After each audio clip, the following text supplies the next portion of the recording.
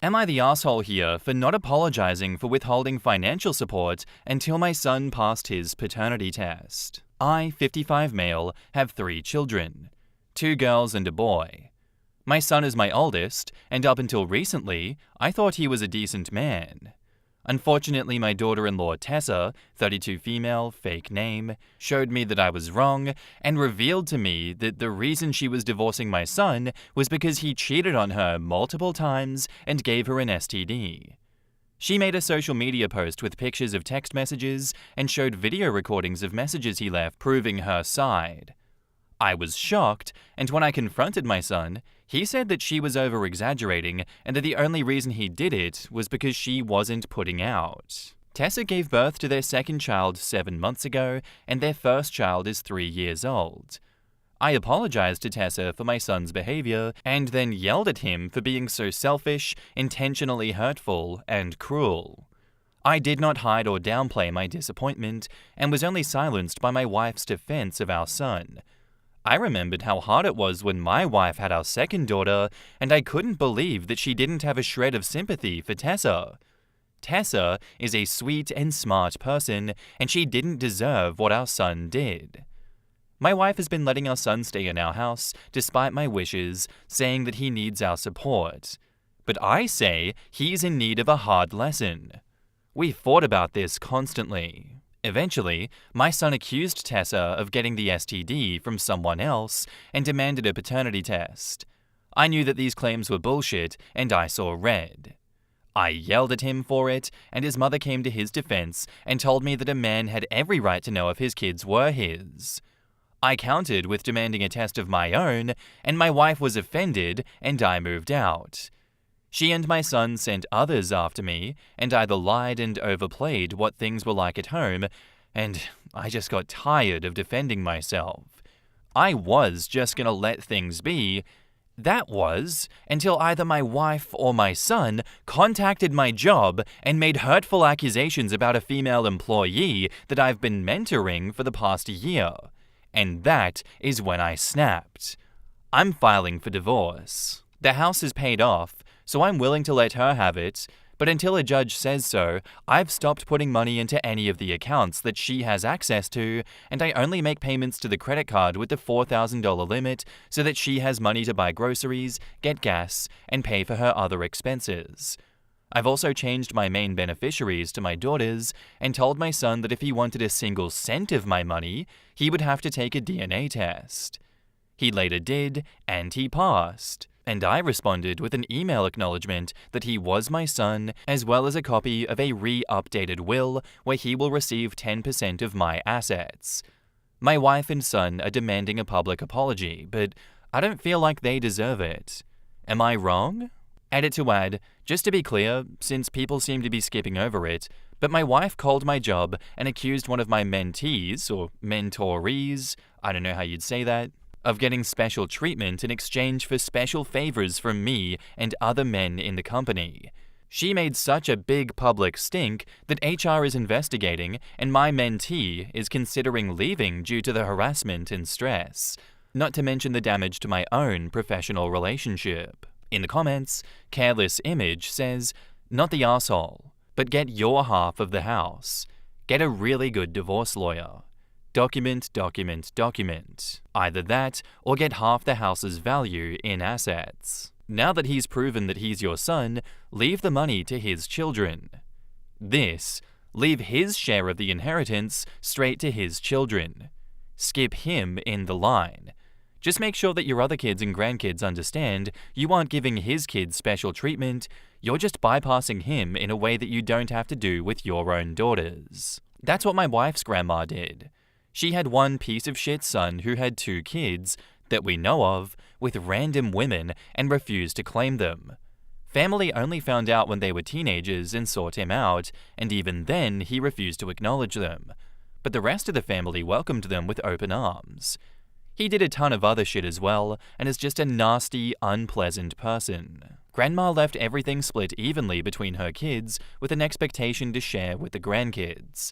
except for Uncle Asshole, where she specifically included all of his kids as beneficiaries, including the 2 that he refuses to claim, and only gave him 10% of his portion. B Environmental says, OP didn't make social media posts. The daughter-in-law did because her husband was cheating on her and gave her an STD. OP didn't make things public. His wife and son did when they told other people lies about him and contacted his employer. I think asking for a paternity test was a bit over the top, but the wife and son sound like 2 awful peas in a pod. I don't blame you for divorcing her. They are both assholes. Hopefully you can maintain a good relationship with your daughter-in-law and your grandchildren. OP didn't make things public. His wife and son did when they told other people lies about him and contacted his employer. Sounds like slander, doesn't it? Time to contact a good divorce lawyer, and by that, I mean an evil one. The absolutely rotten cojones on those guys to demand that OP publicly apologize after all of that shit? I saw it in the comments of yesterday's video, and I agree, we need to bring shame and fear back into the hearts of society. If they are so delusional that they believe they can force a public apology out of OP after everything that they have done, the evils that they have brought upon him, they surely have surgically removed the parts of their brain that have fear and consequences biologically encoded into it, because there is no way to explain that reaction at the end of all of this. That's craziness. If I were a close friend of OP's, I would absolutely be pressuring him to go for slander against them. How dare they escalate this so high as to slander him and say that he was sexually assaulting a coworker / mentee, as they put it? Try to destroy OP's professional reputation, image, public reputation and image, everything, over him taking a stance against his cheating son. What has the world come to? Absolutely not the arsehole, OP. Please go after those arseholes. And now, onto the update. In short, the young woman who I was mentoring talked to HR and is leaving the company and will be suing my wife for defamation. I am also being pushed to leave, despite HR clearing me of any wrongdoing. A lot of people in the office just give me dirty looks and/or keep their distance. I've also gotten a lawyer, and she feels confident that because the evidence of my wife's blatant attempt to sabotage my reputation at work, I can just give her a lump sum settlement instead of alimony. My lawyer also agrees to a lot of you in regards to not just giving my wife the house, but rather sell it and split the profits. I'm back in the house for now, per my lawyer's advice, and it's pretty miserable right now. Definitely drinking a lot more than I used to, just trying to hang on. I've also had some hard but honest conversations with my daughters, and I have to come to accept that there are certain aspects of fatherhood that I failed in. I did show up to school events and spend time with my children, but overall, I let my wife do the majority of the parenting, and she favored our son. I just never really paid much attention, and my daughters didn't feel as if they could talk until now. However, they are still willing to have a relationship with me and are on my side with the divorce. I haven't spoken to my daughter-in-law much, but she did send me a thank you text for standing up for her. Thanks for reading. In the comments, DST Luke says, "Good news is it's not too late to try and heal the relationship with your daughters and be an involved grandparent. I'm betting this isn't the way you planned things to be, but I think you can make things better than they were. Talk to your daughters and daughter-in-law and ask them if there's anything that you can do to become a better parent/grandparent. I can't believe your wife rang your place of work and sabotaged you. What a cow. Your colleagues shouldn't be privy to that, as HR should have kept quiet until an investigation was done. Don't get pushed out. You did nothing wrong, and the gossip will die down. Definitely get half the house in your divorce. Your wife doesn't deserve to keep it. Your son is a spoiled brat. I feel sorry for your daughter-in-law. Yeah, the wife sounds like a complete idiot. She probably has cheated in the past, which is why she's protecting the son so hard and now fighting OP. Either way, I hope he will get some closure soon and will leave this mess behind. Too bad the wife will probably get a lot of money. OP, perhaps you should divorce her and then sue her for defamation too to win a bunch of settlement money back, or so that she'll spend her money on lawyers. She doesn't deserve it. I am so sorry that your life got kind of burnt down because of these people, OP. You tried to get your wife on side against your cheating son, and yet she refused to see reason? And then she burnt your life down for having morals. What has the world come to? I know a lot of people will question your initial decision to ask her for a paternity test because you were trying to point out her obvious double standard. And sure, I can see why people think that was a stupid thing to do. But at the same time, you were just trying to make her stand on business, and if she wanted an easy win in that situation, she wouldn't have thrown a huge fit about it. I hope that you listen to the advice of the comments, but you take the advice of your lawyer and do what is best for yourself going forward so that you can mitigate any of the damages and losses headed your way through this divorce. Good luck. Thanks for the story and thanks for the update. I'd love to know what you guys think of this in the comments down below. Let me know. Our next post is by user No2864, and it's titled, "Am I the asshole here for removing the ladder on my bunk bed so my niece can't get to me? My sister, female 24, just moved back home with her husband and their daughter, 5, and son, under 1 year old. My sister was able to convince my parents to make me, female 15, share my bedroom with her daughter because she and her husband would already be sharing a bedroom with their baby. She also wanted us to switch bedrooms too because my bedroom is her old bedroom and is a lot larger than the spare room, which was my old bedroom. My parents at least said no to that. We ended up having my bed replaced with a bunk bed so it wouldn't be too crowded. I sleep on the top bunk, and my niece started in the middle of the night climbing up into my bed to sleep with me because she was scared. I guess she gets scared a lot at night, but more so here, and will go sleep with her parents when she gets scared. She's also too scared to go down the hallway to her parents' room because she has to go past the big dark windows in the hallway and past the staircase, which is scary because it's a dark hole. They tried putting in night lights, but that made it worse. I usually sleep deeply, so I don't notice her get in, but I wake up sometimes after she crawls in because it gets really hot, and she's kinda gross because she's sticky with sweat, and I just don't like it. So I realized I don't need the ladder to get to the top bunk and ended up using a screwdriver to remove the ladder from the bunk beds so that she can't get to me. I guess she hadn't been sleeping well since I removed the ladder because the school got involved about her being tired all the time and they got in trouble.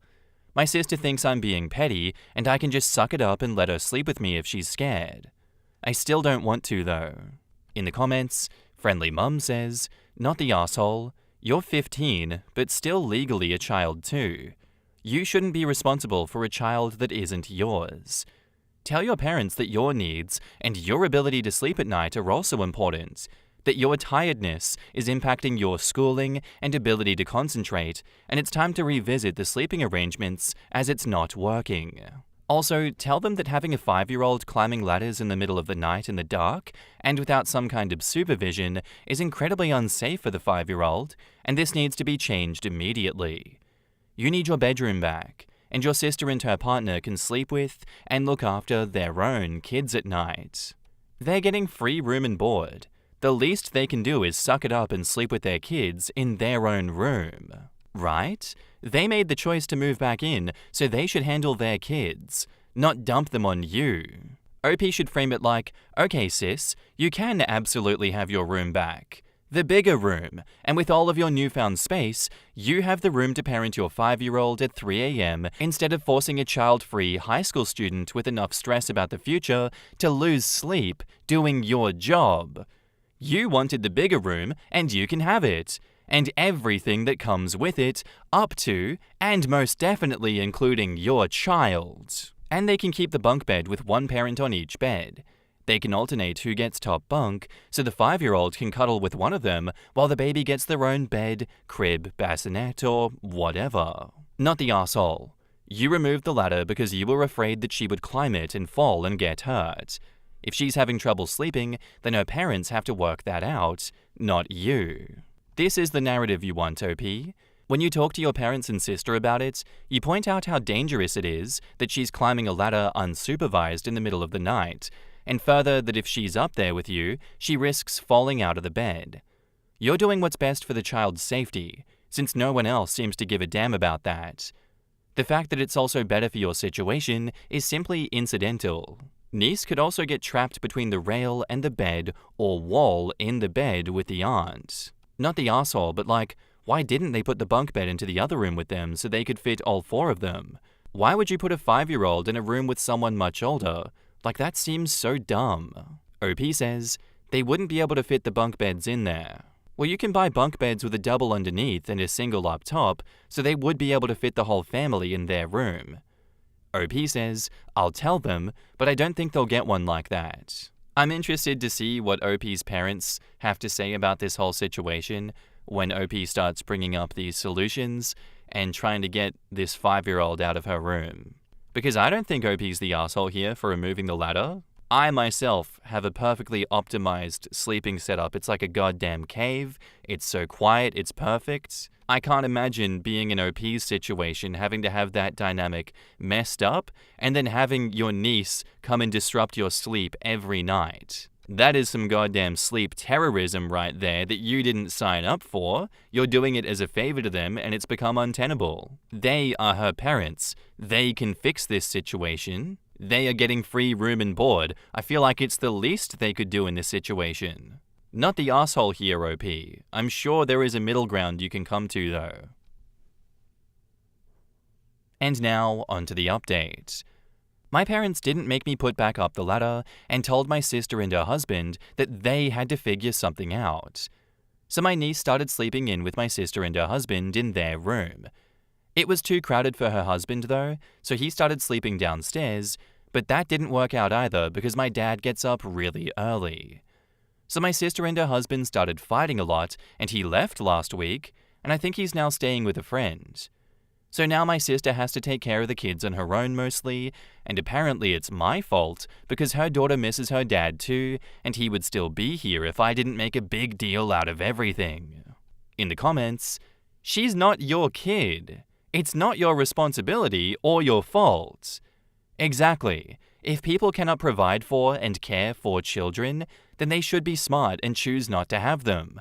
That is their responsibility. Setting boundaries isn't causing the problem. Adults need to handle their own relationships and parenting. Your niece's feelings are valid, but they don't make you responsible for fixing her parents' issues. None of this is in any way your fault. Her marriage issues aren't your responsibility, and safety boundaries are always valid. Exactly. A bunk bed ladder isn't a marriage counselor, it's just a safety measure. Boundaries are about protecting yourself and others, not managing someone else's relationship. A missing ladder isn't what broke their marriage, it's just a practical safety choice. I'm sorry that you're going through this, OP. You're definitely not the asshole. It sounds like your sister and brother-in-law have some big issues, and this was just the final straw. I hope it all works out, for everyone's sake. Yeah, it really seems like this situation just exposed deeper problems between them. Setting boundaries for yourself shouldn't come with blame for their relationship struggles. That is such an insane outcome of this situation. What the hell do you mean? Oh, yeah, forcing the 5-year-old back in to sleep with them in that room caused him to move out and separate. What the hell was going on between those two that this was the straw that broke the camel's back? I'm genuinely inclined to think that that was going to happen eventually, whether OP forced the 5-year-old out of her room or not. Because logically, if you're trying to get back on your feet as a family and you're trying to get stability, this 5-year-old being in the room should be a non-issue. You should be able to find somewhere to sleep in that room that you don't tear your family apart. You chose to have those 2 kids at 19 and 23. Life is going to be hard, yes, but that means you got to lock in and work extra hard to make it work for you too. I'm scared that OP is going to come back with another update blaming herself for this one, but I really hope that she takes the advice of the comments here and realizes that their relationship breakdown is not her fault, and that they need to stop blaming OP for it. How has OP come out to be the adult in this situation with a sister that is much more childish, blaming her for shit that she caused herself? That is so sad. What a spineless individual that sister is. I hate her. Thanks for the story. Thanks for the update, OP. I'd love to know what you guys think of this in the comments down below. I don't think it's too graphic of a next story, really, but I'll put a content advisory warning anyway for sexual assault because it's mentioned in the title of this one, so you can skip that if you want to, but, just thought I'd put it out there. Our next one is posted by user OKDay4024, and it's titled, "Am I overreacting to my fiancé victim blaming me for my essay because I cheated on him, quote unquote? Me, 24, and my fiancé, 27, have been engaged for around a year, and I've been doing a ton of wedding planning, and so is he. I started losing a lot of hair from the stress, and he knows this, and he suggested that I could relax, and he would handle everything. My friends invited me to the club when they heard that I was free for once, and I agreed. I didn't tell my fiancé initially where I was going, but I assumed he'd guess where I was going, because where else would you be going in revealing clothes at night? I know this might be perceived as disrespectful, but he has always been okay whenever I dress like this, and I usually dress modestly anyway. He asked me where I was going. I told him I was going to the club with my friends, and he just said, okay. My friends picked me up, we headed to the club, and that entire time, I did have a couple of drinks, and I tried to keep myself in check because I'm an engaged woman, but my friends had me drink more than I intended. A man approached me whilst I was by myself in a booth, and he was trying to pursue me. I told him that I was engaged and to please leave me alone. He grabbed my hand to see my ring before he proceeded to reach his hand up my dress and forced my hands on him. I immediately pushed the fucking lunatic and called my husband to pick me up since my friends were nowhere to be seen. He came to pick me up, and I was frantically explaining to him what happened, only for him to pull over and yell in an accusing tone, "What?" at me. Obviously, I didn't think he was mad at me, because I'd think that my fiancé would be the last person to be mad at me for something that wasn't my fault. I repeated myself, and he started driving again and kept responding to everything I said with, "But why did you let him touch you?" I was in disbelief, and I told him that I didn't let him touch me, and I told him to leave me alone. He tells me that I shouldn't have gone to the club wearing what I wore, and then started slut-shaming all of my friends who went with me and questioned why I didn't do more to protect myself. I cussed him out because what the hell?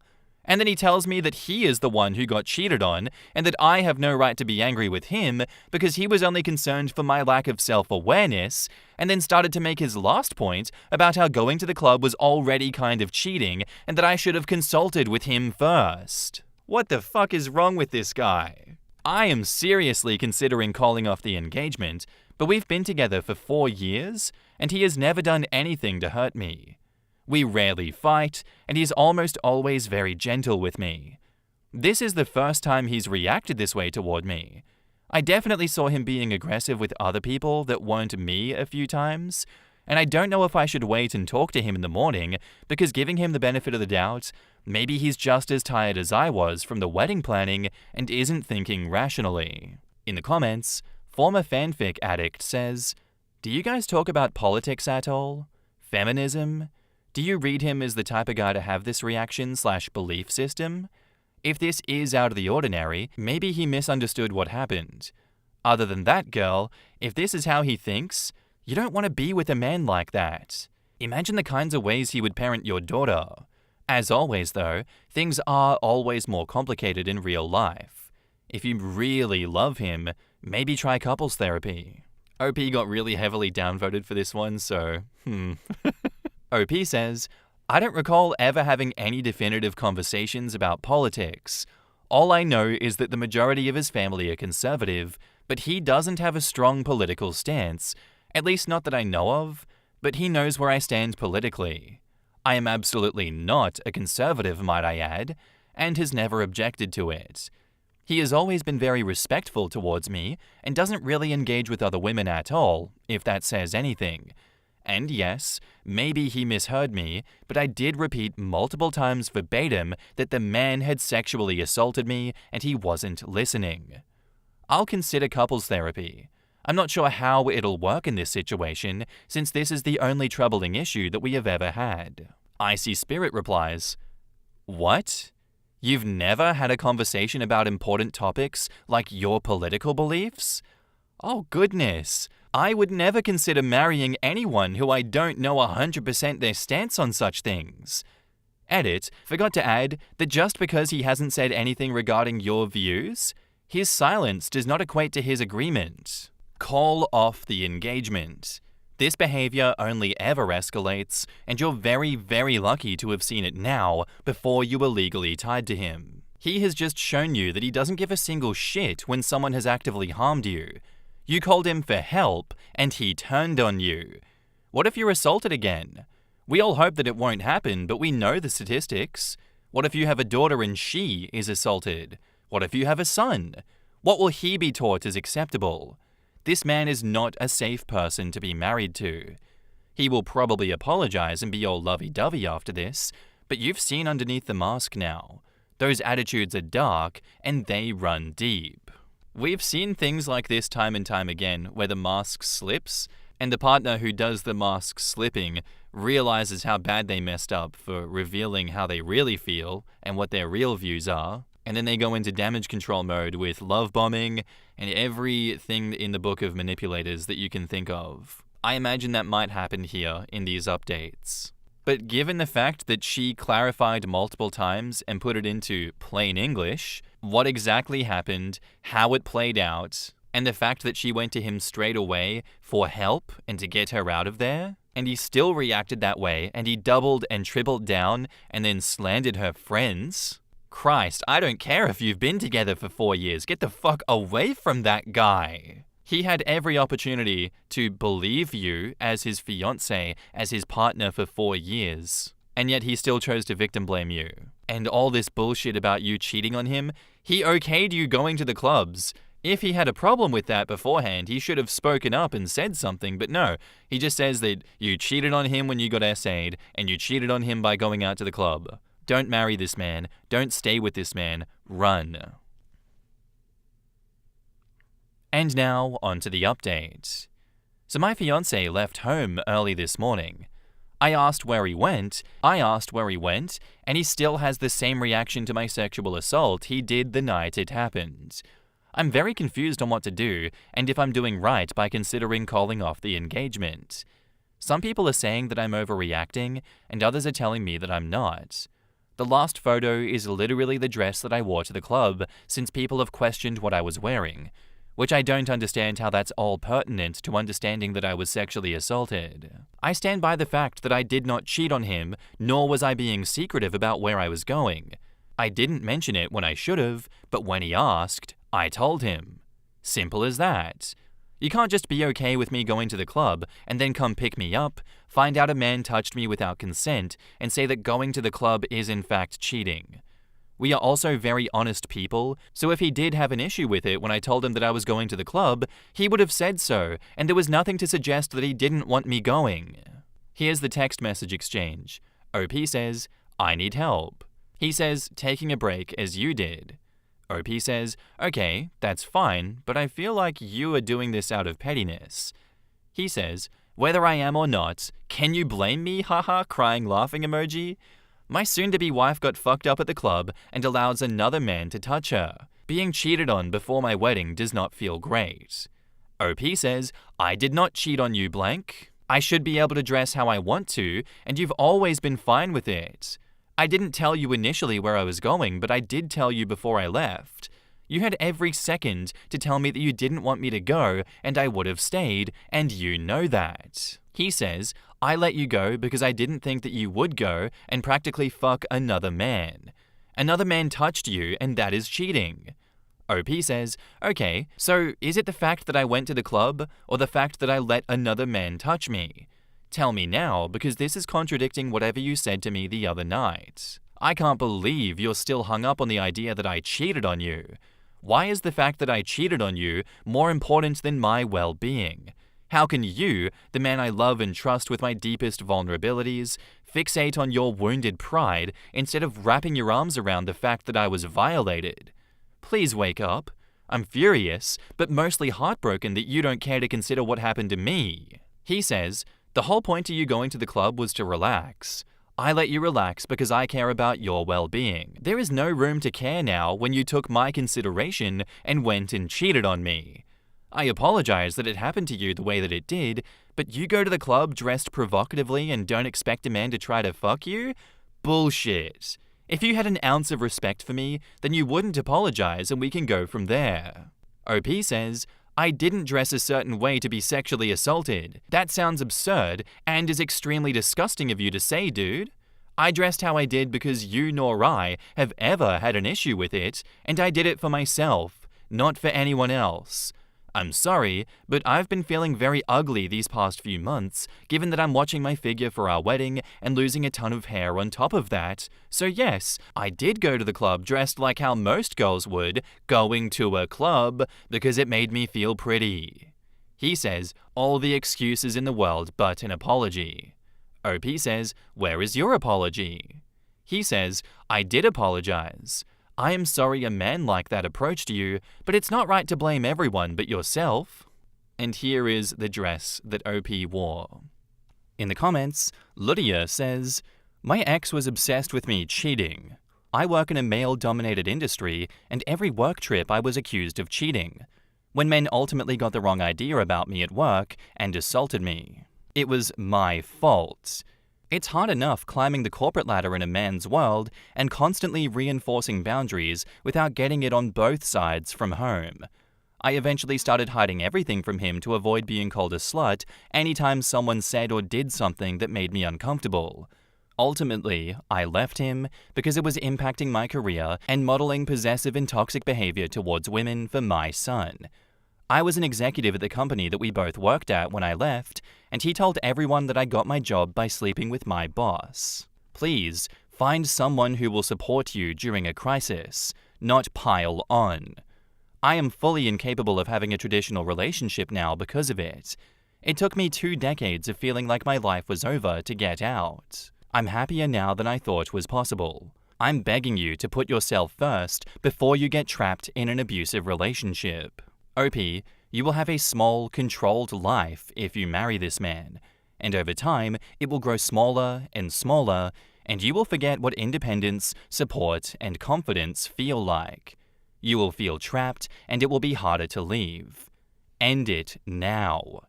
This is not a person that you want to spend your precious life with. You want someone who will help you grow and embrace experiences, not keep you isolated and insecure. Everything you said. Also, he literally does not see it as assault, FFS. Nothing more even needs to be said. I want to know how he would have responded if, God forbid, she was actually R-worded. This dude would have probably just broken up with her right then and there, saying that she slept with another man. He doesn't care about consent. He feels that she is made up of body parts that belong to him, and her being assaulted means that another man touched what was his, regardless of the means by which that happened being assault. He feels like he is the one that was violated? Like, get the hell out of here with that. That is a sick and dangerous person to even be around, let alone marry. I'm not going to even comment on the dress, because no one should be commenting on what she was wearing in the first place. OP, don't you dare apologize to him for being assaulted. You really gotta ditch this dude. Like you said, he doesn't really care about your well-being. You can't trust him with your safety. How would you feel if this is how he responded to something like this happening to a hypothetical daughter, or him teaching a son that this is not assault? Please, just go and do not look back. You are so young. You have plenty of time to find the one, but he is not it, girl. Update us again. OP comments, hi everyone. Thank you so much for the advice, and I think I will be following through with calling off the engagement, but before I do, I need advice on where to even begin. We've sunk about $12,000 so far into planning, out of an original $35,000 budget, with a rough split of 60% from us and 40% from our families, mostly non-refundable deposits that are killing me right now. Here's the breakdown of what we've paid. Venue, $4,500 deposit, 30% of 15K total, non-refundable after 6 months.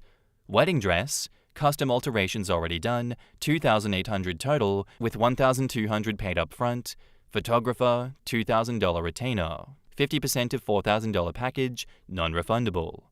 Florist and invitations, 1,200 combined, mostly sunk, as invites went out 3 months ago. Catering, tasting, and planner consults, $1,500 in fees/deposits. The wedding was for 120 guests, so we've also got non-refundable travel booked for 20 out-of-town family members. Flights and hotels totaling around $3,000, but that's on hold. Should I immediately contact each vendor to negotiate partial refunds, or offer to transfer deposits to another couple? For resellable stuff like the dress or decor, we have $800 in custom signage. What's the best platform? Facebook Marketplace, Still White, or eBay? And how do I price it without undervaluing? Do I need a lawyer to review contracts for shared expenses with my ex? We're not married, but some was joint, or is small claims court worth it for anything under 5K? Also, any tips for breaking this to our families without a blow-up? My parents are out $2,000 already and super invested emotionally. I am very lost, so any stories or advice from anyone who's been through this would mean the world. And now for the final update. Starting off by saying that I am so incredibly grateful for the overwhelming support and advice. Reading through nearly 4,000 comments wasn't easy, but I did my best, especially with the long ones. This is my final update, as I don't want to prolong this discussion on Reddit. I informed my ex-fiancé of my decision to end our engagement. He was angry, but didn't try to harm me, so I'm safe for those who were concerned. About 3 or 4 days ago, I told him that I was questioning our engagement. His initial response was, "Are you joking?" And he ridiculed me until I confirmed that I was calling it off yesterday. He brought up the money spent on the wedding and questioned how we were going to handle those who contributed and what we were going to tell them. I assured him that I would take care of it. He then ranted about throwing away 4 years, saying he didn't care who was the victim anymore and that he would never make such a decision because he loved me, ending with, "This is fucking crazy." I'll address some questions I was receiving, and yes, even those who asked with less than kind intentions, and provide more context. The sexual assault occurred 2 weeks ago on a Saturday. The first person I told was my sister the day after because I couldn't face my fiancé, nor could I bear it alone. I did not personally tell the rest of my family, but my sister passed it on to them for me. My mum called to discuss it and was supportive, though I do feel like there's still some disappointment from her and others. People were also accusing me of infidelity and saying I wasn't telling the full story because I didn't detail the assault and questioned whether I reported it or not. My focus was on my engagement, not the incident itself. No, I didn't report the assault. I was frantic and just wanted to get home. I repeatedly told the man to leave me alone before he touched me, but it happened very quickly. I froze and then pushed him off once I processed what was happening and left immediately. I didn't think to report it in the moment because I couldn't stand another second more in there. I will try to return to the club to request footage when I'm in a better headspace because I don't want this happening to other women, and I'm baffled people think that's what I want. Absolutely not. Here is the missing context I was hounded for. I didn't plan on going to the club. My friends, who were single women, suggested it after my ex-fiancé told me that I could go out and to relax, saying that he would handle all of the wedding planning for that day. I was alone at the booth because they wanted to dance, whilst I didn't. I haven't contacted vendors yet, but am surprised and grateful for the logistical advice and support offered. If you replied under that comment, I likely saw it and you didn't go unnoticed. Finally, this decision wasn't based solely on Reddit. I was thinking it before I came and told my story here, and Reddit only validated that I wasn't overreacting and encouraged me. I'm aware that strangers don't fully grasp my situation to make such a huge decision for me. I know that. To those in my DMs calling me stupid, or worse, who also seem to be mostly men, your disgusting misogynistic words won't change my mind. This is my decision. Thank you. In the comments, Holy Macaroli says, "Can you have someone close to you call the club about saving footage? A lot of businesses delete footage fairly often. You shouldn't have to deal with it yet if you don't want to, but hoping someone can ask them to hold on to it. I'm glad you left. Wish you all the best. OP says, this is not something I thought of, so I will try finding out if someone can do this for me. Thank you. Getting someone else to handle it takes the weight off you while still keeping the option open. I'm so glad you're focusing on your safety and healing first. I'm very relieved to hear that you are well, both physically and mentally. There are certain posts that haunt me, and yours was one of them. I hope that you request the footage rather quickly from the club, as older systems record over older footage. You have made a sound decision, and sound strong in your process. Don't forget some individual therapy for the SA/trauma, but also for the end of the engagement. Learning a bit more about your former relationship may divulge clues for you to avoid going forward into new relationships. Best of luck to you, OP. I wish you happiness. And I wish you happiness too, OP. I won't lie, the first thought in my head when you mentioned the security footage was, oh shit, get onto that now. 2 weeks might be enough time that they have already recorded over it. And that is some evidence that you are going to need going forward if you want to get some justice against this guy. But yeah, like that last commenter said, I do hope you get some help, and I do hope you get some counseling going forward to help you process all of this. I can't imagine you're in a good headspace at all, but from what you've written throughout all these updates, to me it sounds like you have an incredibly tough and shiny spine. Don't let those DMs from people get you down. There's always going to be someone that has some shit to say. You know what's right, you know what you need to do, and that's all that matters. As everyone else has said, best of luck to you, OP. I also wish you happiness in your path forward from here. Thank you for the post, and thank you for all of the updates. Anyway guys, that's where I'm going to end today's episode. I do hope you enjoyed. If you did, let me know what you thought of it in the comments down below, and I'll see you in the next one. Bye.